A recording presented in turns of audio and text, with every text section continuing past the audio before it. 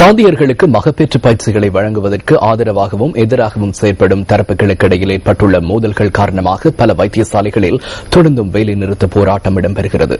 Colombo castle வைத்தியசாலையும் நேற்று இந்த போராட்டத்தில் கலந்து கொண்டது. காசல் வைத்தியசாலையில் தாதி உத்தியோகத்தர்கள் வைத்தியர்களுக்கு எதிர்ப்பு தெரிவித்து நேற்று பிற்பகல் முதல் பணி பகிஷ்கரிப்பில் ஈடுபட்டுள்ளனர். வைத்தியர் ஒருவர் மகப்பேற்று பயிற்சிகளுக்கு இடையூறு ஏற்படுத்தும் வகையில் கடும் வார்த்தை பிரயோகம் மேற்கொண்டதாக அவர்கள் தெரிவித்துள்ளனர்.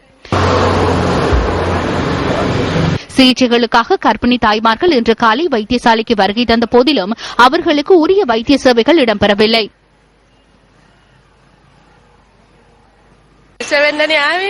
பதிவு செய்வதற்காகவே இன்று வந்தோம். ஆனால் அவர்கள் எங்களை திருப்பி அனுப்பிவிட்டார்கள். எவ்வித அறிவிப்புகளும் காணப்படவில்லை. இங்கு வந்த பின்னர் தான் எங்களுக்கு தெரியும்.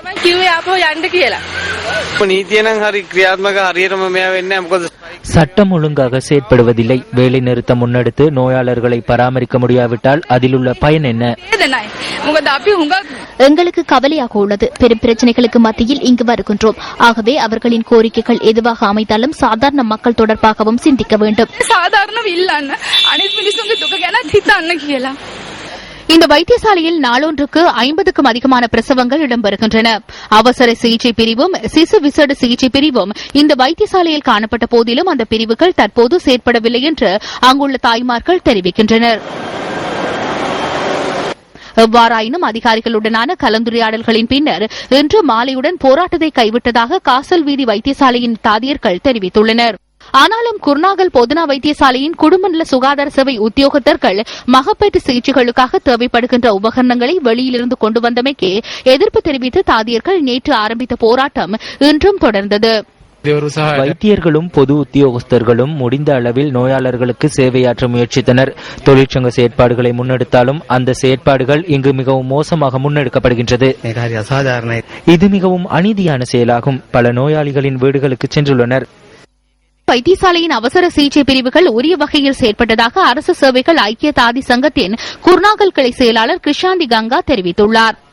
மகப்பேற்று பயிற்சிகள் அற்ற தாதி மாணவர்கள் சட்டவிரோதமான முறையில் நேற்று வைத்தியசாலைக்குள் வருகை தந்தமை தொடர்பில் வைத்தியர்கள் எதிர்ப்பு தெரிவித்துள்ளனர். பின்னர் வைத்தியர்கள் பணிகளில் இருந்து விலகியிருந்ததுடன் இன்றும் அவர்கள் பணிக்கு திரும்பவில்லை. இதேவேளை குளியாப்பட்டி வைத்தியசாலையின் தாதியர்கள் அவசர சிகிச்சை பிரிவு தவிர ஏனைய நடவடிக்கைகளில் இருந்து விலகியிருந்தார்கள். தபதெனிய மற்றும் நிகவரட்டிய வைத்தியசாலைகளின் தாதியர்கள் இன்று முற்பகல் ஆரம்பித்த வேலைநிறுத்த போராட்டம் தற்போதும் தொடர்கிறது.